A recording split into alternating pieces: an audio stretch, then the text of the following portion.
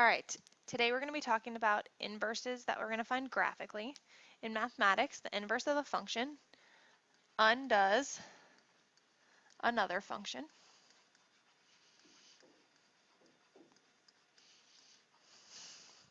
So if we wanted to undo adding 3, we would subtract 3.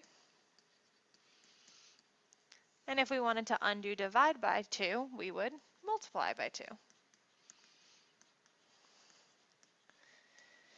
So first we're going to look at some graphs, and we're going to find them by using a table of values. So we're going to plug these x values into the equation we were given. So 2 times -2 would be -4, plus 1 is -3. 2 times -1 would be -2, plus 1 would be -1. 2 times 0 is 0, plus 1 is 1. 2 times 1 is 2, plus 1 is 3. And 2 times 2 is 4, plus 1 is 5. So the way we can find the inverse is by switching the x's and the y's. So these y's that we just found would be the x's in the inverse function.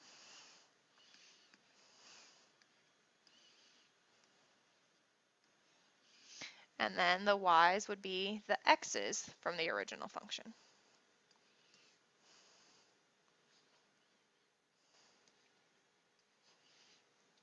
So first I'm going to graph the original function. -2, -3, -1, 1, 0, 1, 1, 3, and 2, 5. So we have a graph of a line.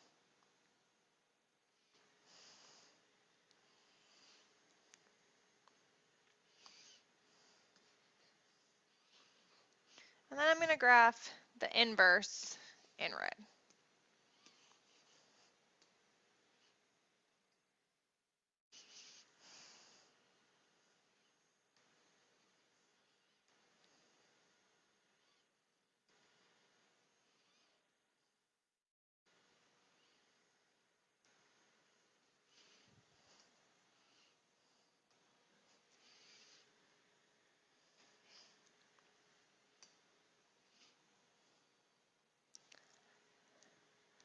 So our graph's still a line, but it's pointing in a different direction.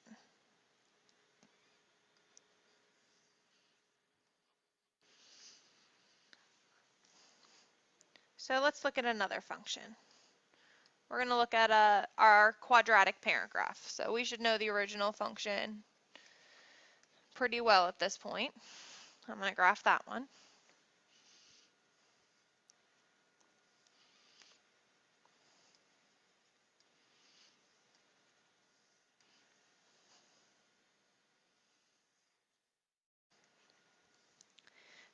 And then I'm going to switch my x and y's for our inverse.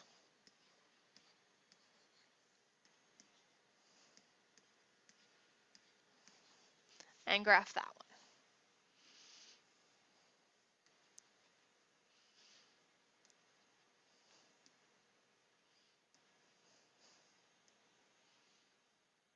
So that one's going to make our U shape go sideways.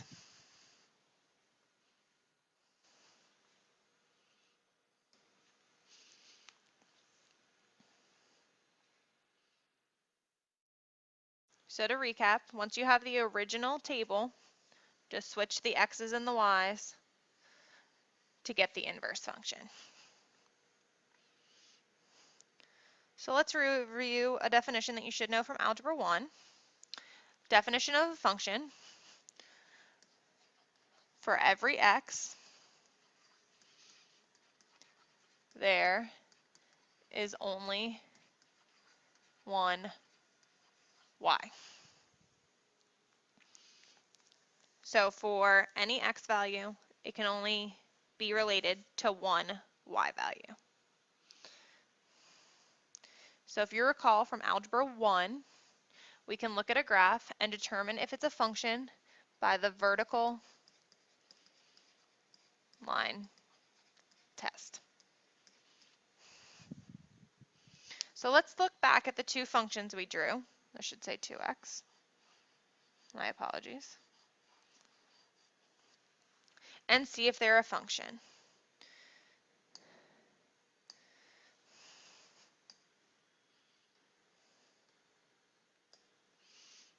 So I'm going to draw a vertical line. If we move along these, we're only ever touching the red line in one spot as well as the blue line each in one spot. So both of those are a function.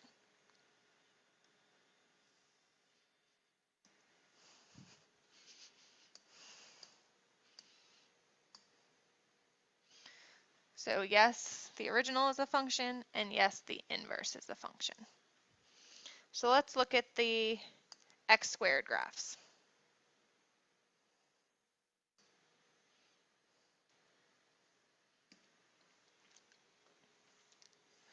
As we go across, we're only ever touching the blue line, or the blue curve, in one spot. But if you look at the red curve, I'm touching it in two places, both at the top of the curve and at the bottom. There's multiple places where I'm touching it twice. So our original function, or the original graph, is a function. The inverse is not.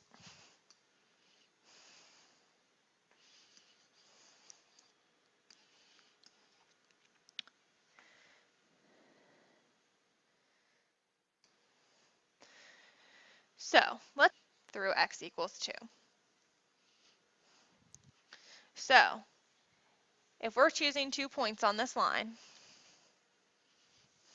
and we wanted to find the inverse of 2, 0 would be 0, 2. And the inverse of 2, 4 would be 4, 2. So how do you think you could describe your inverse? Instead of being a vertical line, it's now a horizontal line.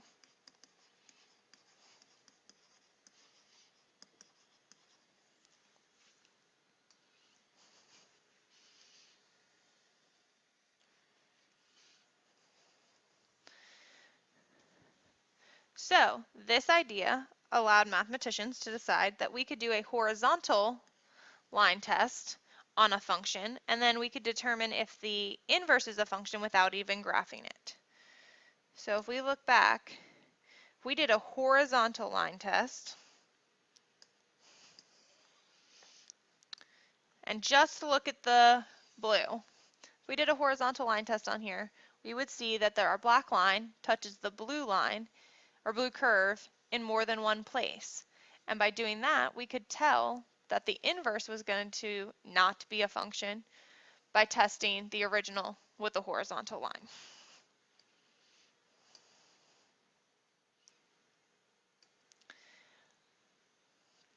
So we previously said that to graph an inverse, we switch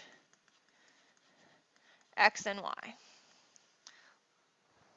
Let's look at another idea. We're going to graph the line y equals x, which is the positive diagonal line, on our graphs.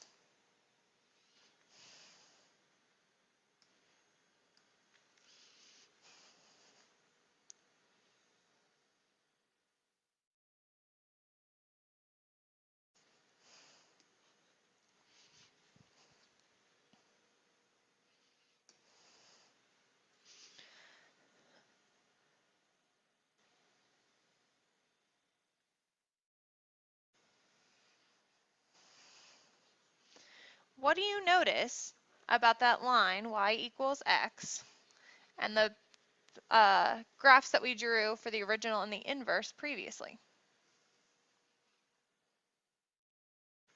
Hopefully you noticed that it splits them in half. On each side, there's either blue or there's red. This side, there's one piece of blue, one piece of red. On the other side, one piece of blue, one piece of red. What it actually is a reflection. The blue line reflects over to the other side to get the red.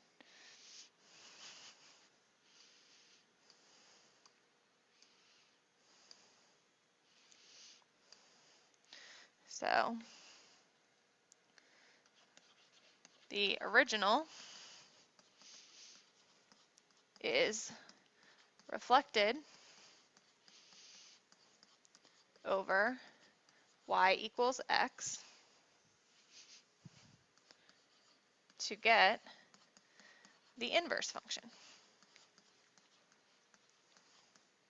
or the inverse graph.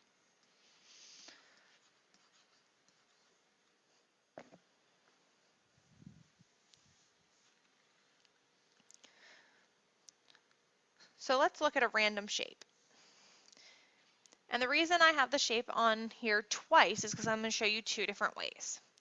When you're trying to find the inverse from a graph, I would take some key points, the endpoints, and anywhere the graph changes direction. You can have more points than that if you want to, but it's not necessary. So I'm going to make a XY table of those 5 points. So -4, -1, -3, 1, -1, -1, 2, 1, and 3, -2. And I can draw the inverse by switching my x and y's just like we did with the functions at the beginning.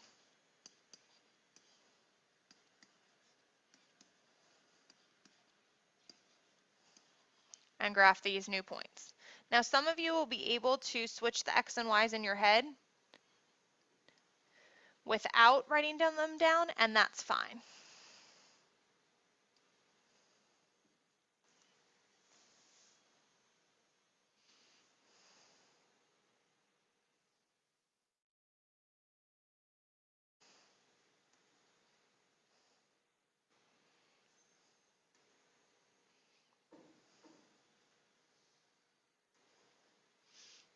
And then make the zigzag shape. So another way would be to reflect it over the line y equals x. And the first thing I'm going to do, so that line is this diagonal.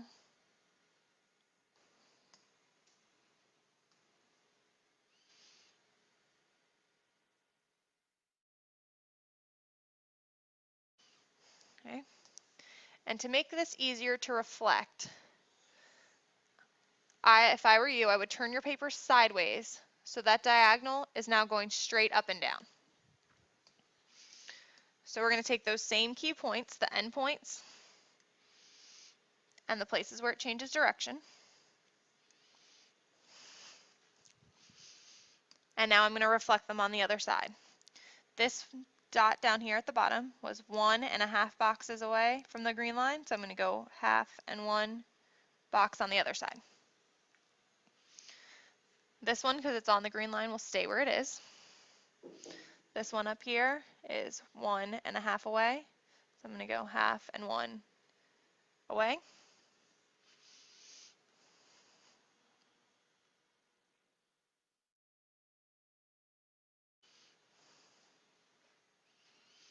Then up here, 1/2 a box, so I'm going to go 1/2 a box on the other side. And this one down here was 1/2, 1, 2, so 2.5 on the other side, 1/2, 1, 2. Then if I turn it back around,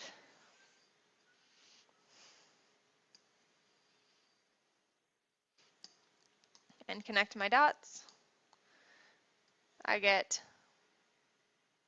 the same shape as I did by switching the x and y values. Whichever one of these two methods you would like to use is fine. That's all for today. See you in class.